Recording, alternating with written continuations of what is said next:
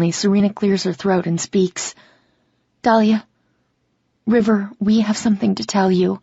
I know it's going to be a—" I try to listen, but can't help but tune her out as I see a shadow walking toward us from the kitchen.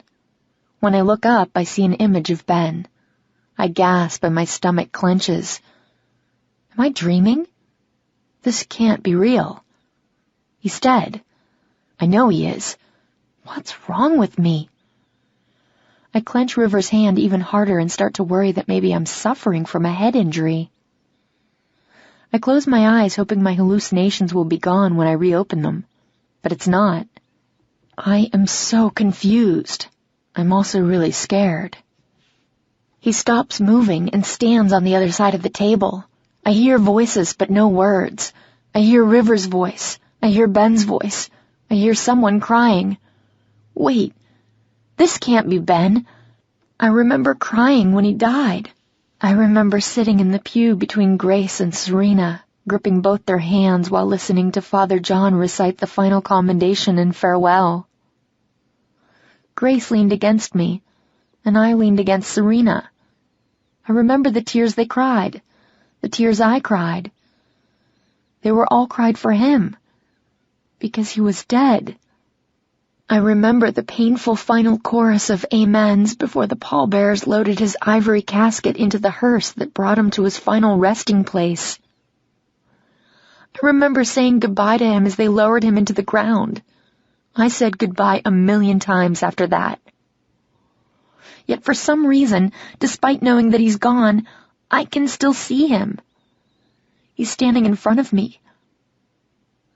I stare at the figure that looks so much like Ben. No, not just looks like Ben. It is Ben. I see a face that's completely unreadable to me. Eyes that are as blue as I remember them. Hair that's shorter than I remember, but still wavy and dirty blonde. Clothes that look like his, lightweight hoodie and cargo shorts. Soft tears are falling down his cheeks. This figure looks the same as Ben, but somehow different at the same time. Older, maybe? Still beautiful, though. Still Ben in every way. He sniffs a little, which makes the figure seem even more real, and I have to go see for myself that it isn't. I stand up, drop River's hand, and slowly, cautiously walk toward it. My fists clench, my heart pounds, and fear wrenches through my entire body. I feel the prickle of stares from everyone in the room. I know River is talking to me, but I'm not listening. I have to figure out what this is that I see. I'm barely breathing, nervous and petrified as I study his shape. I approach his image with uncertainty, and as I stand in front of him, I can't help but think, this really is him. I cautiously cup his cheek with my hand. His skin is smoother than I remember, and it feels so real. His hands trap mine and his eyes search me, search through me for something I'm not sure he can find. When I don't respond, he drops his hands. His body trembles as he fingers the pearls around my neck. He pulls me to him. Doll, I've missed you so much. Struggling to break free of his hold, I feel like I'm suffocating. All the air has left my lungs and my head spins. Why am I dreaming about Ben in the middle of the day? I've put Ben to rest. Why does his touch feel so real? Why does his voice reverberate through me in such a familiar way? This makes no sense. The room seems to disappear. Benjamin, Grace says softly, I think we should all sit down and explain what's going on. This has to be an enormous shock to Dahlia. With widened eyes, I snap my attention over to her and point my finger. Did you say Ben? Do you see him too? Dahlia, please come sit down, she says in the same calm, soothing tone she always uses when she knows I'm on the verge of hysteria. Her hands are on my shoulders as she attempts to turn me back to face her. River approaches me with a blank stare, complete shock evident on his face. I turn back to the figure I thought was just a figment of my imagination. when he says, "Doll, it's me. It's really me. I wasn't really shot. I didn't actually die. I did it for you. I did it all for you." I have to blink over and over to focus my eyes and try to hear what he's saying. As I process the words, I begin to think I might be in some alternate universe. My body trembles and my knees are weak as I look at him and scream, "Did what? Oh my God, you did what for me? Who the hell are you?" River's arms are instantly at my side, trying to pull me away, but I am frozen in this spot. I can't move. I am entranced by this man who looks so much like my Ben. Then I look into this man's forget-me-not blue eyes, and suddenly I know he's real. This is my Ben. I can see him, the boy I grew up with, the guy I knew so well, the man I was going to marry. River yells, Grace cries, and Serena whispers, but I don't hear their words as I continue to stare at the man I spent most of my life with, the man I believed was dead. His eyes are still glued to mine. Tears stream down his face, and I know my tears are now out of control. "Doll, do you understand what I'm saying? Do you hear me?" I don't let him finish. Instead, my fists pound into his chest with the force of my whole body. "What the hell are you talking about? You're dead! I saw you die!" His face collapses and my lungs seem to stop expanding. River practically sprints forward, pulling me away. Ben's hands are at my waist, grabbing for me. My legs aren't there to support me any longer. The room starts spinning and I lose all sense of what is real. As I feel myself start to fall, I reach for River, but his strong arms are already clutching me tightly. I see shapes, but no faces. I hear yelling, screaming. "Nothing has changed. She belongs with me. She belongs with me," River yells, and his voice sounds like it could cut through steel. "Fuck you," Ben responds. And I don't hear anything else as everything around me goes black until the fresh air outside hits my senses and I begin to regain consciousness. River cradles me in his arms on the way to the car. Grace is behind him. She's pleading with him to stay and bring me to her room. I don't hear his answer. He sets me in the front seat and I'm at least able to sit up. Leaning into the car, he asks if I'm okay, but I can't even nod my head. He whispers in my ear that he just wants to get me home. At the edge of my vision, I see Caleb getting out of his car and taking in the scene. River hurries across the car to the driver's side. At the front door of the house, Serena is grabbing Ben's arm as he moves toward us, screaming at River. My throat tightens with an unfamiliar feeling. River's yelling as he storms toward Ben, but Caleb gets to Ben first and pushes him toward the house. Needing some air, I roll down the window and hear Ben yell, "You filled a void when I wasn't here, but you're no substitute for the real thing." Not wanting to hear his voice anymore, I close the window. When I see Ben lunge for River, I'm relieved that Caleb stops him and River heads back to the car. As the door opens, I hear Ben yelling, "Doll, don't leave!" My trembling intensifies at hearing his voice again, and the tears are flowing from my eyes like a heavy rainstorm. I try to blink back the confusion. The door slamming startles me from my emotional turmoil. He's angry. His body is tense, and he pounds his hands against the steering wheel. "Fuck, fuck, fuck." The sound echoes between us.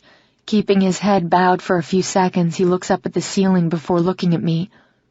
"Are you okay?" His tone fails in an attempt at normalcy. Nodding is all I can do. My limbs are limp and a broken sound escapes my lips. Studying me, he reaches over and moves the strand of hair that has fallen into my face away from my eyes. Pulling my chin up, he wipes away my tears, but says nothing, and neither do I. I don't even know what I would say. I don't even know how I feel other than I might explode, cry, scream, might even laugh. I can't imagine how he feels right now. I hear the rhythm of his breathing and feel his hands trembling. The tips of fingers on my face are warm and loving, and I lean into them. My eyes are focused on him, and I jump when there's a rap on my window. It's Grace checking on me. River lowers the window, but I keep my eyes on him. Her words fade in and out as I focus on his face, the one constant in my life right now. Telling her he'll call her in the morning, he closes the window even though she's still talking. No more words are spoken as he starts the car. When the car accelerates with a quick jerk, I rest my head against the glass window and allow myself to fade back into unconsciousness. "Let me get you some water," River says in the most somber tone I've ever heard him use when I wake up groggy at home on the sofa. He stops to turn the fireplace on and then heads for the kitchen. From where I'm sitting, I can see him standing at the sink. He puts both palms over his eyes and holds them there for a short while. Then he fills a glass with water and gulps it down before refilling it and bringing it to me. I rub the glass against my forehead, but it's not cold enough to numb the turmoil swelling in my soul. I watch him as he sits next to me on the couch. He takes my ringing phone from his pocket and turns it off. Then he takes out his own phone, turns it on, and moves his finger around on the screen before speaking to me. The pain of my sore body is a welcome distraction from the pain of seeing Ben alive. I wish it would overcome me and mask the emotion I'm not sure I should be feeling. Is Ben really alive? How? Why? I have so many questions, but I'm not sure I'm prepared to learn the answers. "Do you want to talk about it?" he says calmly. Almost too calmly. He sounds detached, like he's talking but not listening to his own words. No, I don't. Not now. And stop talking to me that way." He flinches. "I'm not talking to you in any way." "River, I'm sorry. I'm just so confused right now." My tears turn into near hysterics and he pulls me to him. "You don't have to apologize. I'm here to talk whenever you're ready." Then he kisses my head and just holds me. After what seems like hours, my crying wanes. I'm drained, depleted of all emotion. I don't even have enough energy to cry anymore. I don't have any more tears left to shed. Looking up into his conflicted face, I know it's a reflection of my own. "I love you. This doesn't change anything," I whisper, feeling strongly that he needs to know this. "It changes everything, Dahlia." I can tell he's trying to keep his voice neutral, but contempt flares at the edges of his words. His tone is despondent, disconnected, and I can't even fathom what he thinks about Ben being alive. He needs time to process this, just like me. But right now, I think we both need to push it aside. Neither one of us is in the right frame of mind to discuss the impact Ben will have on our lives.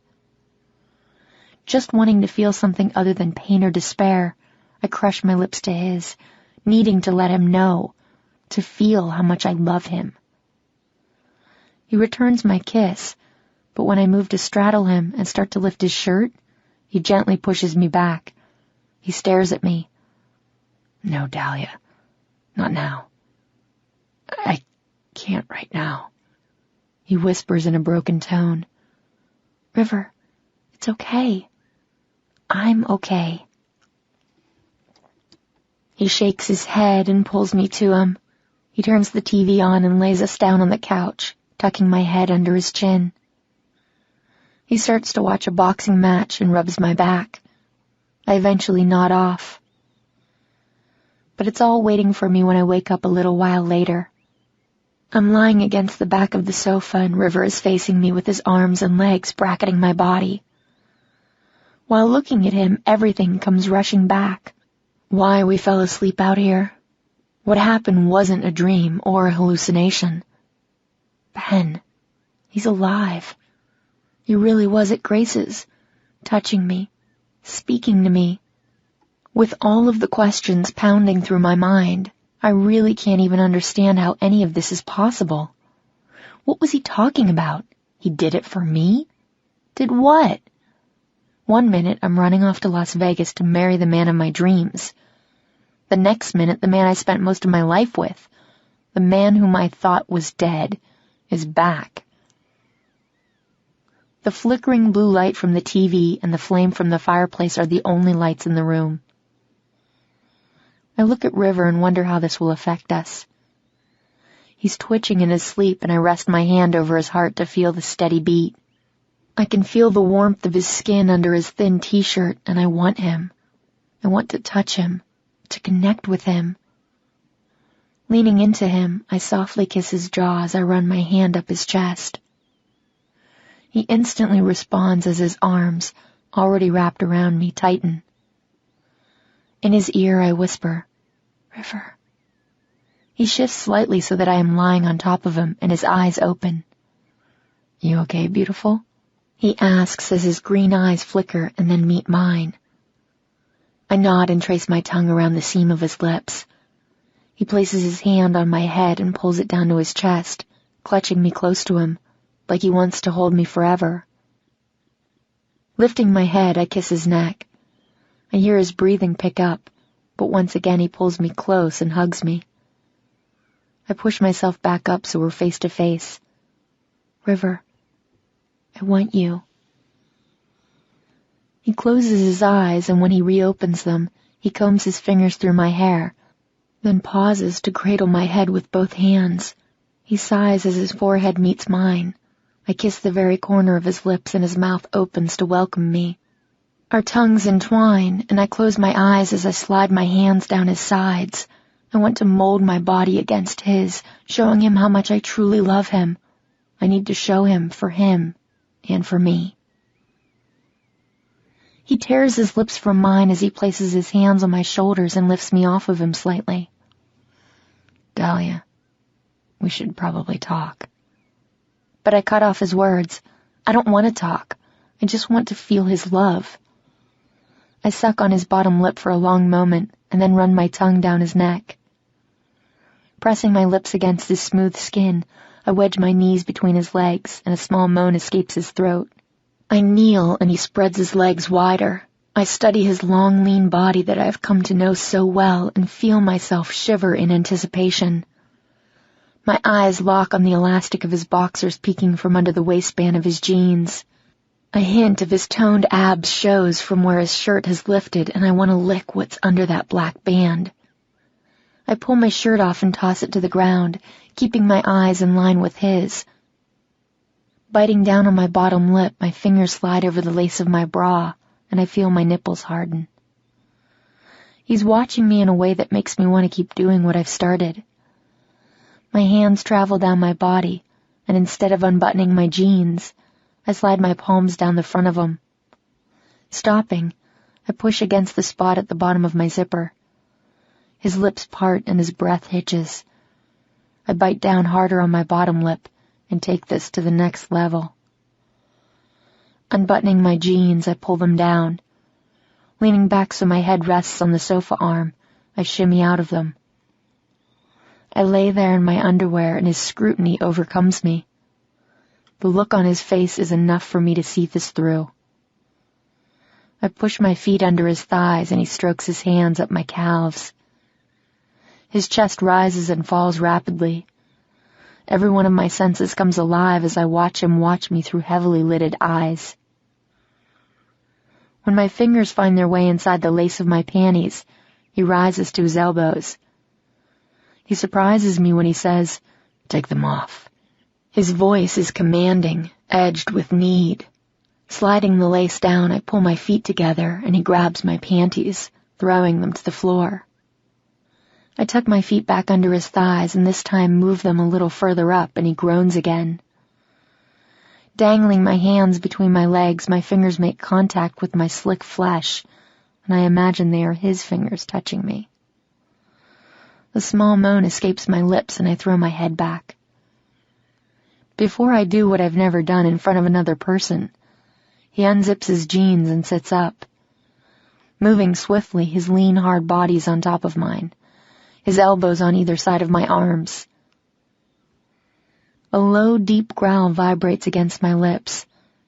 "That's only for me. I'm the only one who gets to make you moan." The press of our bodies together sends me in a state of desperation. My breath comes in short, harsh pants, and I reach out to tangle my hands in his already messy hair. His hips grind into mine, and I can feel what I can't wait to have. His breathing is labored and his heart beats fast with desire. He nips my lower lip and then pulls back to look at me. The flames of the fire are still glowing, making his slight smile light up. Wanting his mouth back on me, I pull his lips to mine. When he jets his tongue in and out of my mouth, I want to drink him in, savor the feel and taste of his mouth on mine to have for always. I need you, he says as he positions himself between my legs. I need you too, I manage, rubbing myself against him. Gripping his hips, I urge him to take me, and he does. He enters me, fills me, and as he slides deeper, it is the most wonderful feeling in the world. With it, my confusion melts away, and we both get lost in the moment. He pulls back, almost withdrawing completely, and I tremble with need all the way to my core. He pushes back inside me, and as he moves faster, I clamp my legs around his and grind my hips into him. His eyes close as he maintains the fast rhythm. I can feel my own pleasure building, and I'm craving the release. I close my eyes and rock upward. Our mouths connect hungrily as our pace quickens. My muscles begin to tighten, and I know it won't be long. I am so close. His tongue circles the shell of my ear. Say you're mine, he breathes. The vibration of his voice and the sound of his words send a shudder through my body. I swear it makes my cheeks and lips quiver. I am. You know I am, I tell him, and I roll my hips to mimic his movement. His breath is warm against my cheek. Say it. I'm yours, River. Within seconds, his hands slide down to my hips and he takes complete control. I throw my arms over my head and clutch the sofa, trying to block out everything but this, the here and now. Talia, let go. His voice shakes as he speaks. Taking a deep breath, I do just that. I finally feel what I've needed to feel since we got home. A muffled sound lodges in my throat, and then I call out his name as he pushes me over the edge into pure bliss. Oh God, River! I shout as I come hard, waves of pleasure rippling through me. As if that was the signal he was waiting for, River groans and thrusts deeply one final time before I feel the warmth of him filling me deep inside. He collapses on me and lays his head on my chest, whispering, I love you. His words trail off as he rolls against the back of the couch and tightens his hold on me. After a few minutes, he stands and takes my hand, leading me to our bedroom, where we crawl into bed and find each other immediately. I'm completely wrapped in his body, our arms and legs entangled as tight as they can be, my face buried in his chest. I'm so warm, so comfortable. It's where I always want to be. I love you so much. I say one last time because I hope that with those reassuring words, everything will be okay. But a small amount of doubt can't help but weigh on me, and I feel like it's hanging over us. As I start to drift off to sleep, I keep hearing Ben's strained voice and seeing his distraught face. Why the hell would he pretend to be dead when he wasn't? Why would he put us all through the grief and sorrow that irrevocably changed our lives? I know I have to see him to understand what's going on. Chapter 4.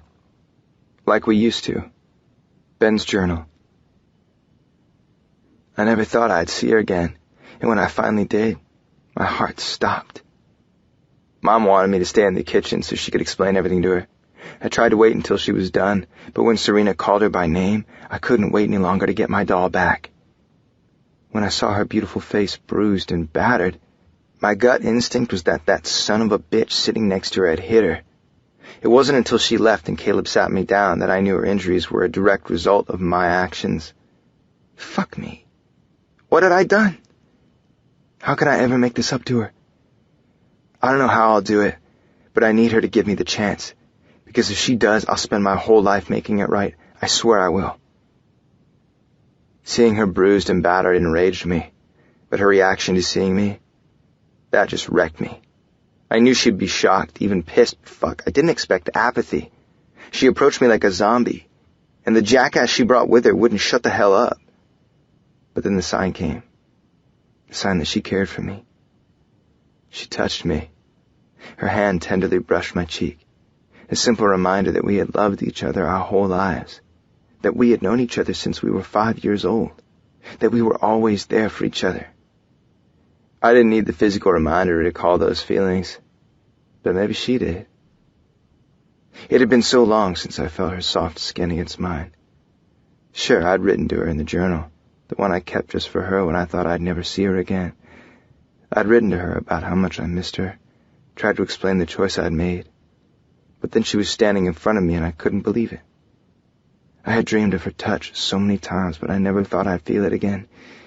A simple reflex reaction, to reach out and touch someone, and she did it, almost intuitively.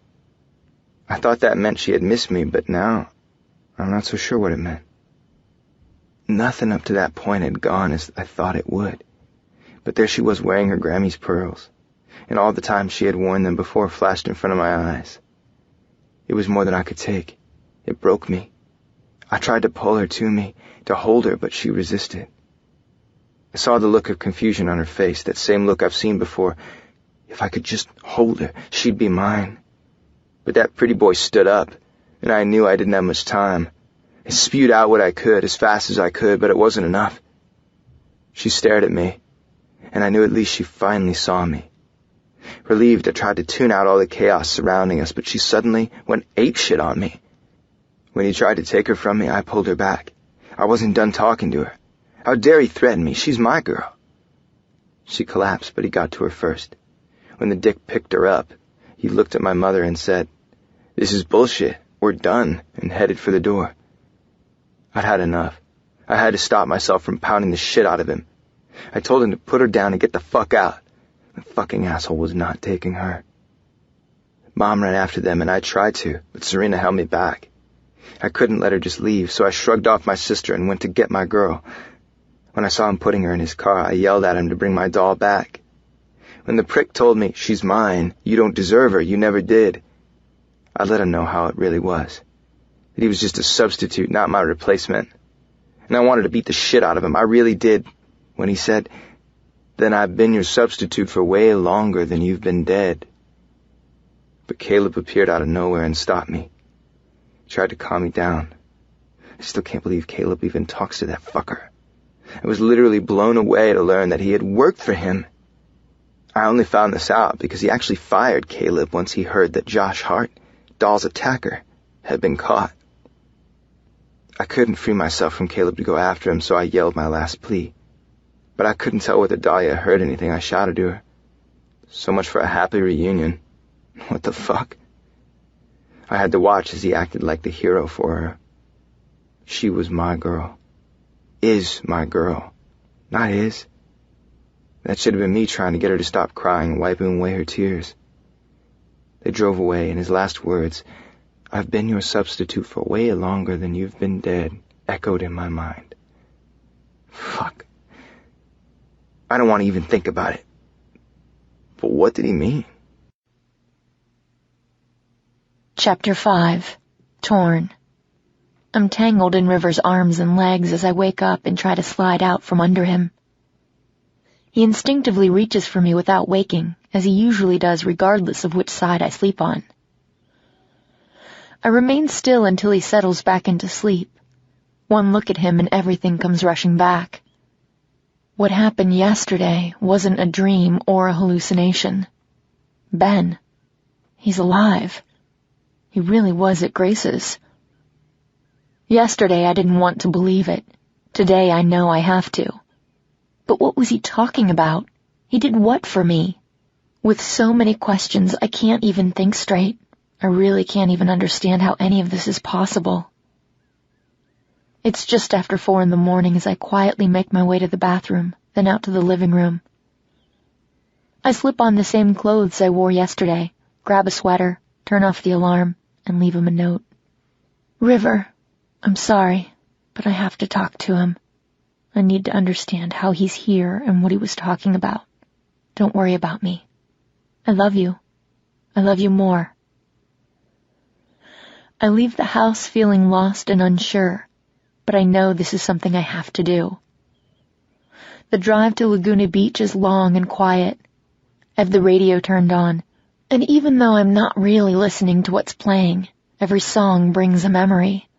When I exit the freeway and pass through town, the traffic is almost non-existent.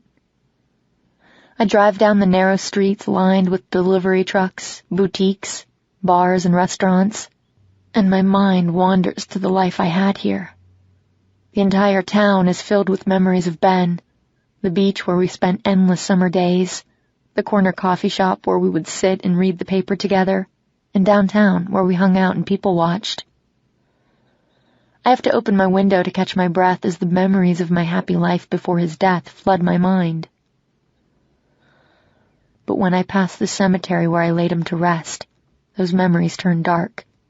The shooting, the funeral, the lowering of his casket, and how completely lost I felt, how alone I was. Then I remember it wasn't until the day I walked down that hallway in Vegas, looked through the glass wall of the meeting room, and saw River that the veil was lifted. It was River's unwavering love that showed me how to live again. He made me whole, and I can't help but think about how much I loved everything about him. Images of Ben, images of River, memories of both men, it all fills my head.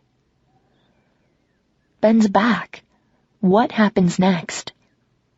I don't know the answer to that, but I do know that my intense connection with River is undeniable. The love I have for him is like nothing I've ever felt before. But Ben was my first love, and that kind of love never leaves you, does it? All of these thoughts tumble through my mind, and I suddenly feel sick. I have to pull over as my stomach clenches with apprehension. I park illegally, turn off the car, open the door, and hang my head between my knees. When the wave of nausea finally passes, I look at my reflection in the rearview mirror. Oh, God. What am I doing going to see him? I grab my purse and fumble inside for my phone. I can't do this. I need to call River. I want to go home. He needs to come get me. I don't think I can drive. I shouldn't have come. I dump my purse out on the passenger seat in search of my fucking phone, but it's not there. Shit. River has it. I sit back and take a few calming breaths. After finally pulling myself together, I decide it has to be now. There's no sense in putting this off, and I know never isn't an option. I'm almost there, so I might as well see this through. With wavering resolve, I start the ignition and head toward the beach to find out from Ben what happened. I drive the rest of the way in silence, afraid to turn the radio on, for fear of hearing familiar songs that might awaken even more memories. As I turn into Grace's driveway, I once again start doubting this course of action and wonder if I should be doing this now. I mean, what am I even looking for? But I know the answer to that. I need some answers. Answers to two questions. Why did Ben leave? And what brought him back? Putting the car in park, I lean my head back. I sit there for a moment staring at the house, trying to figure out what I'm going to say to him. From the outside, the house still looks like the same tranquil place it has always been. A home. Grace's, Ben's, mine. But I'm uncertain of what lies in wait on the inside. What if tranquility is not what I'm about to walk into? I draw deep, steady breaths and turn off the engine, preparing myself to see him, all the while wondering if we would even still be together if he never died. I want to believe that in the end, River and I would still have found our way back to each other. Glancing toward the moonlit path, there stands Ben on the old weathered planks staring at my car, at me. My breath catches at the sight of him. I stay where I am, frozen in place for the longest time. I didn't expect to see him outside. He looks mostly the same, ruggedly handsome, chiseled face, tall figure, khaki cargo shorts. Messy blonde hair peeking through the hood of his sweatshirt. He looks thinner than he was, not as tan as he used to be. But he's still Ben, still all surfer.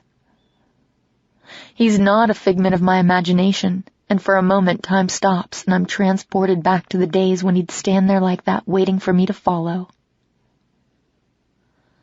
I can't believe it's really him.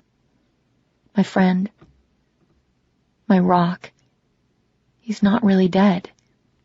What I'm afraid of, I'm not even sure. But the longer I sit here, the longer he stares, and I finally open the door.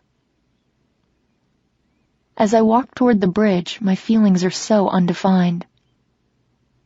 I'm not sure how to handle this conversation. But my uncertainty quickly fades when the slightly cocky grin I know so well appears on his face, and the apprehension I felt earlier wells within me. I'm no longer questioning if I should be here, because I know I should. I need to know what happened to him. When I stop at a safe distance from him, our eyes meet, and his grin immediately disappears. He pulls his hood off and lowers his head, but never once takes his gaze off me. With his hands shoved in his pockets, he leans back against the unstable railing, looking almost stoic. I can't stop staring at him. My heart beats faster with every passing second, and I feel like I'm sinking in quicksand. I have the urge to run and escape whatever it is pulsing through my body, but I don't. I can't. I'm glued to this spot, held captive by his gaze. Biting my lip, I stop and stand in front of him, motionless. We are former lovers turned strangers. Neither one of us speaks a word for the longest time. When an owl hoots in the distance, Ben lifts his head and a warm smile appears. "The Hoot is back. She must have known we'd need someone to break the silence."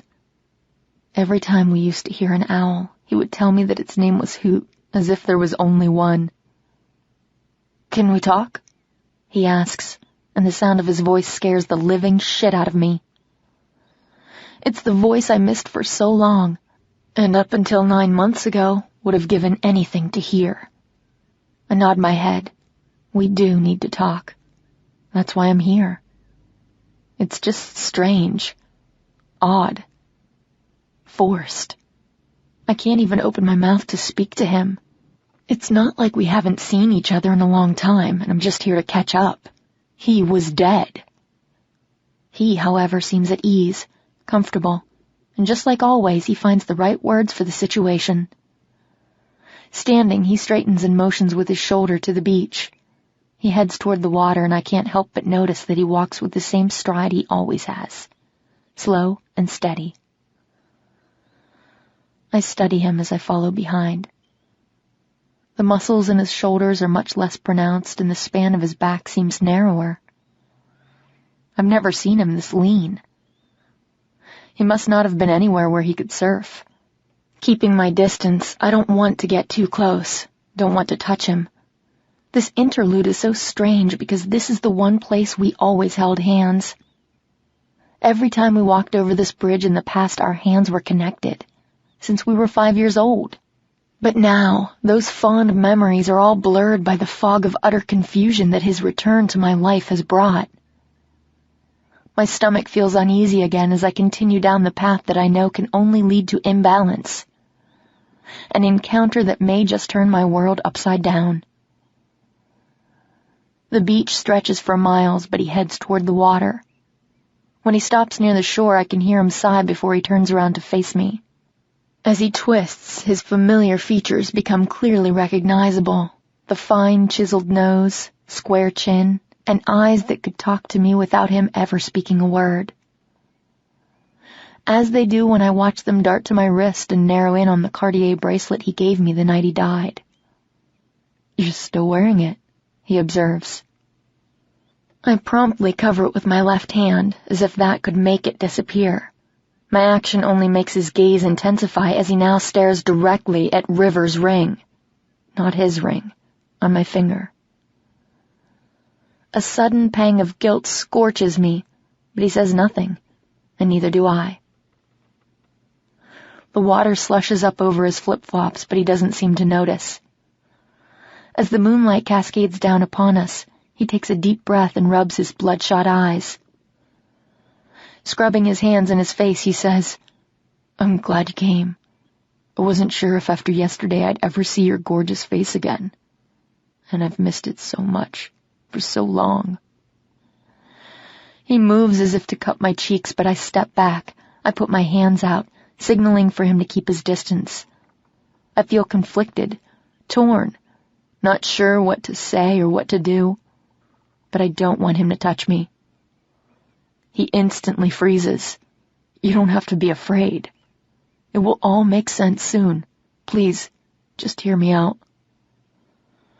It's the same voice I've always known, the same guy I had spoken to every day for almost 20 years, yet he sounds like a stranger. Retreating from the water, he drops down and sits in the sand with his knees bent and motions with his head for me to sit next to him. I fall to the sand beside him and escape his steady stare by untying and removing my sneakers. I curl my bare toes in the sand, hoping to find comfort. I bend my knees and wrap my arms around them, resting my chin on my legs as I stare out at the vast ocean. I can feel his eyes on me. I have yet to speak a word. I'm sure he's interpreting my silence as confusion because he thinks he knows me. Does he? Or have I changed? Trapped in my own thoughts, his voice catches me by surprise. "You don't have to talk if you don't want to. Just listen, okay?" Again, I nod my head. "What I had to do wasn't easy, but I did it all for you. To protect you. I just hope you can see it that way." Twisting to the side, planting my hands in the sand, I finally find my voice. "What are you talking about?" He rubs his palms over his shorts and I can tell he's nervous. Fuck, I don't even know where to start. I level my head to look at him. "The beginning? How about you start at the beginning? Why you made us all think you were dead when you weren't." I can hear my own voice sounding sad, and that scares me. He takes a deep breath, leans back, and shoves his legs out in front of him. He looks around and then finally at me. "That's just it. I don't even know anymore where it all started. But 2 weeks before the awards ceremony is probably the beginning. Caleb called me and I remember the day like it was yesterday. You were at work and I was writing from home. His call was a surprise. I didn't even know he was back from Afghanistan. We met and he told me an FBI task force approached him when he arrived home and he was asked to assist them in taking down a big drug ring. After a few weeks on the job, he couldn't stand it anymore. He didn't like the way the task force was operating, and that's when he called me."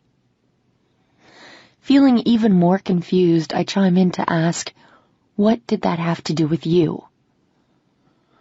Ben pulls his knees in, resting his elbows on them, and leans forward.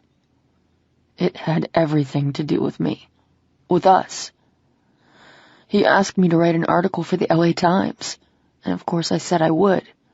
Who could say no to a story like that? He told me what he knew, and I started researching. And son of a bitch, if every time I found one thing, it didn't easily lead to another.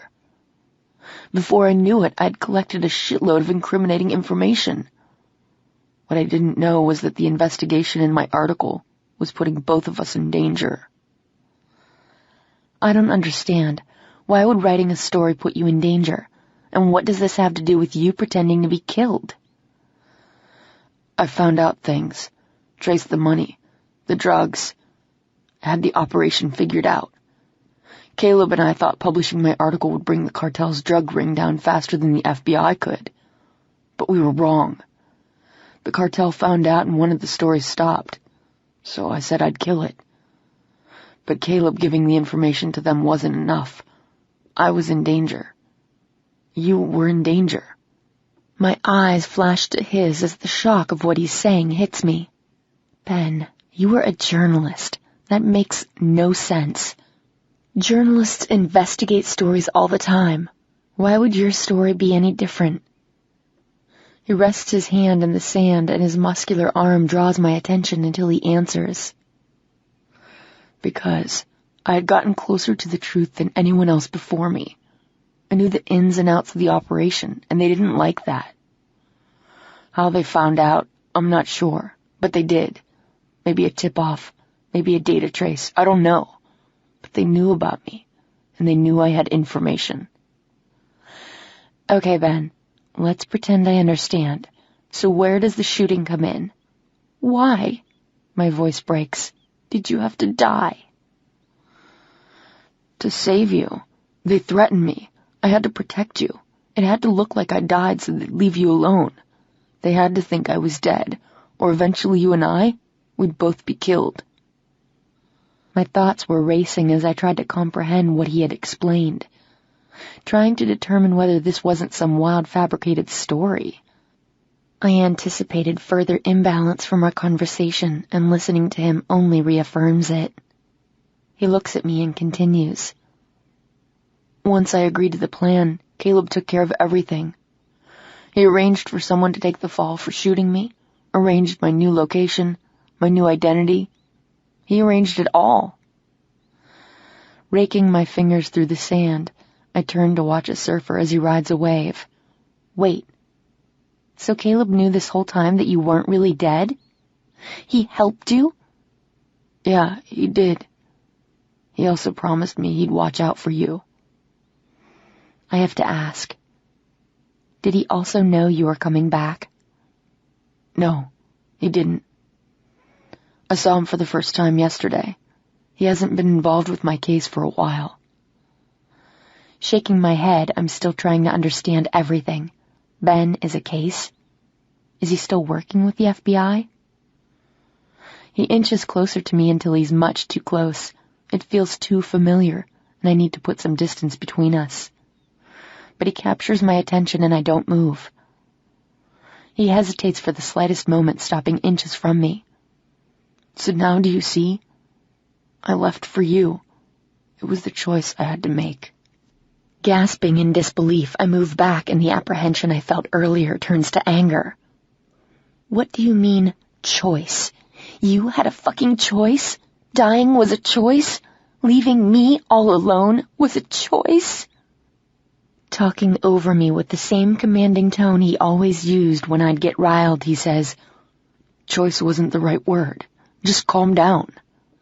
I can't take it anymore. No, I'm not going to calm down. He tenses, his shoulders rising. Doll, don't call me that. You don't get to call me that anymore. Okay, all right, just let me finish. I swivel in the sand to narrow my eyes at him. No, Ben, it's my turn. Do you have any idea what I've been through? What you put me through? You died in front of me and you weren't even dead? You aren't dead. Watching the different emotions pass over his face is too much. I divert my gaze to the water. Staring at all the waves, I can feel his eyes on me. I don't know. I only know what I went through and can only imagine what you had to endure was much worse. I'm so sorry you had to live with my death for so long, but I had to disappear. I snap my head back up and look right into his deep blue eyes, feeling the anger seep through every pore of my body. You didn't just disappear, Ben. You fucking died in front of my eyes. I saw him, the asshole that shot you. I saw the coroner take your body away. I went to your goddamn funeral knowing we had to have a closed casket, and you weren't even in there. While I cried for you, mourned for you, loved you, missed you, at times I just wanted to die without you. Are you kidding me? Trembling, I scream even louder. Are you fucking kidding me? He takes a deep breath. I didn't know writing the article would lead where it did. If I had, I never would have stuck my nose into it. I swear I would have just let the FBI deal with it. He leans closer to me and I stand up. He grabs my hand and forces me to look at him. A strange feeling runs through me, but it isn't love. I step back, forcing him to drop my arm, but it doesn't stop his words as he stands and says, I'm so sorry that I didn't share my secret with you before I left. No, actually sorry doesn't even begin to describe how I'm feeling right now. I don't think I will ever find the right way to express the remorse I feel about what I've done.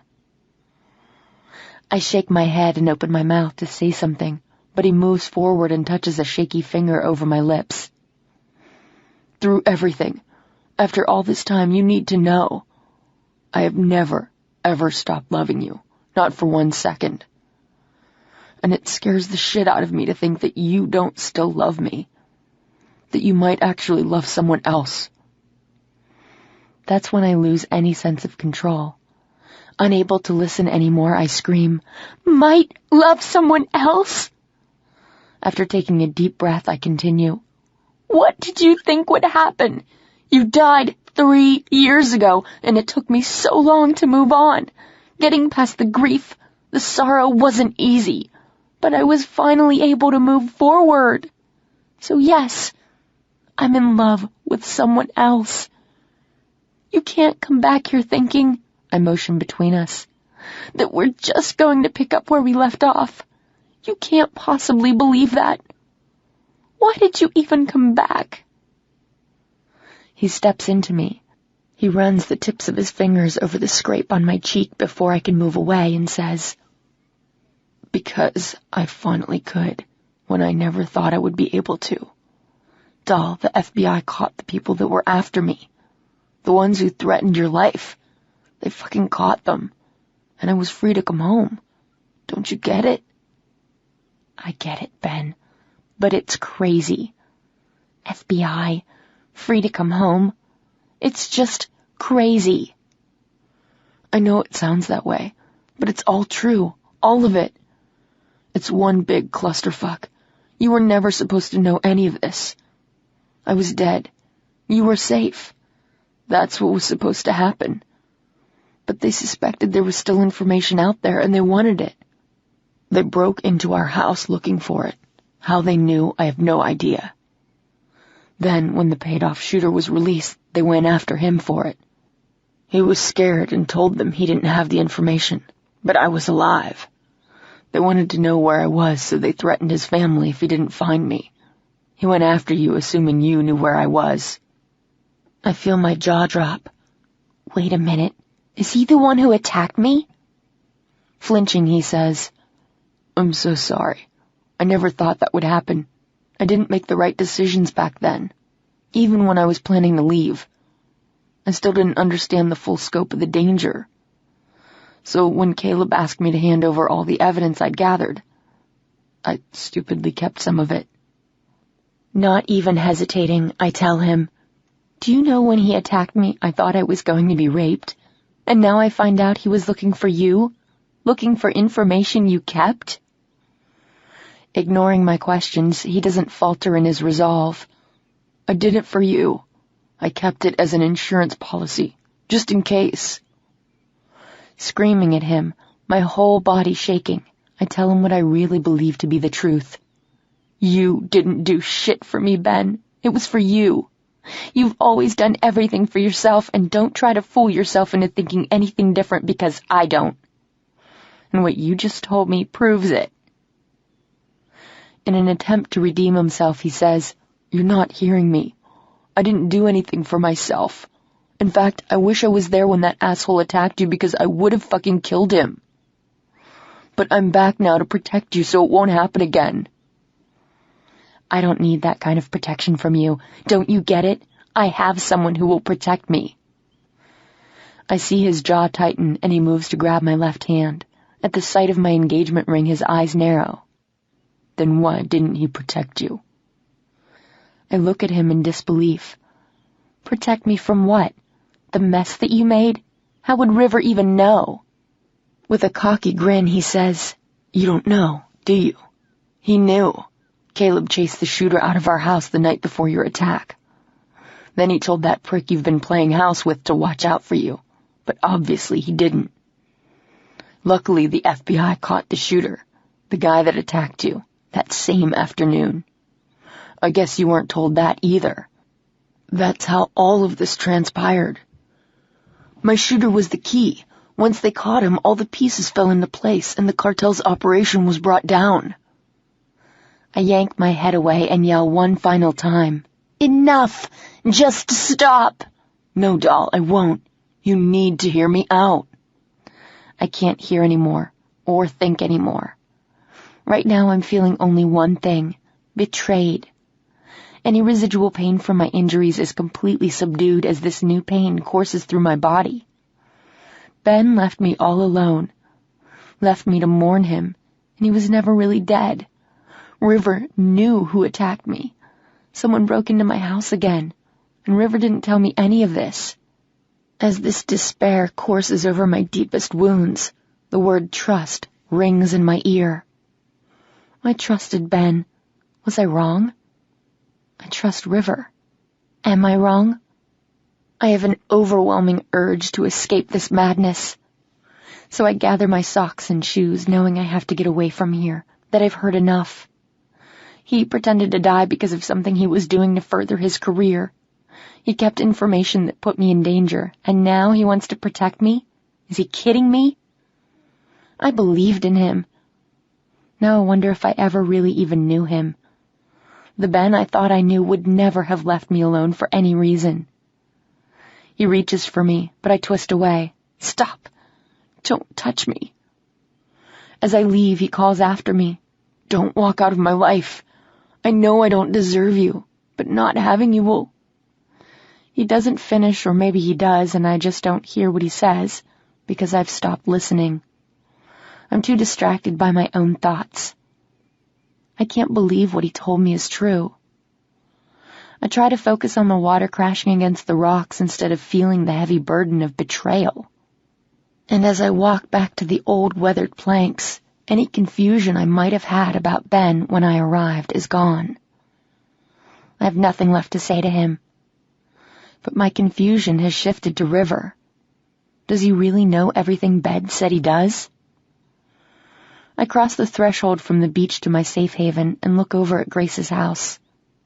Now is the time to remove any shadow of doubt, because River is there, standing in the driveway. He's leaning against my car with his arms folded and head down. He raises it just as I pass his car. I'm a mere 10 feet away from him when his eyes graze the length of my body and then snap back up to mine. His jaw tight, he spits out, "How was your little chat? Did you find out everything you needed to know?" I'm taken aback by his hostility, so I freeze. Before we get into any discussion over my coming here, I need to put Ben's accusations to rest. With my heart racing, I ask, "Do you know the identity of the man who attacked me?" His body straightens and his eyes are cautious. He swallows before nodding his head. At that moment, something inside me erupts as my trust in him starts to erode and an anger fiercer than I have ever felt surfaces. My fists clench without conscious thought as I storm toward him. I slam my hand on the hood of my car and his eyes dart to mine. I get as close as I can to him, and with a craziness I never knew I had in me, I scream, "You knew! You knew who attacked me, and you didn't tell me!" Shock and alarm cross his face, but he immediately composes himself. He grabs me and pulls me to him. Clutching my shoulders tightly, his eyes travel across my face. "Yes, I knew, but..." I twist around with all my strength to free myself from his grip. "There is no but. I trusted you to always be honest with me." His face pales, his jaw drops, and his forehead wrinkles. "What I didn't tell you has nothing to do with honesty and trust. But what you did by coming here, that does." Irritated, I step back into him, now only inches away. "Are you kidding me? You're going to turn this back around on me? I don't think so." "Dahlia, I think we need to talk about all of this. Let's just leave your car here and go." "What exactly is all of this?" "I want to know why you came here to see him without telling me, without bringing me, why you would sneak out when I was sleeping." I shake my head as his eyes narrow on me. He grabs my hand. "Come on, we're leaving." With so much pain and anger welling up inside me, I know I can't have this conversation with him right now. Feeling strangled, out of breath, I take a step back and free my hand from his. I trusted him completely, and he kept this from me. I have to calm down and figure out what that means. At the same time, I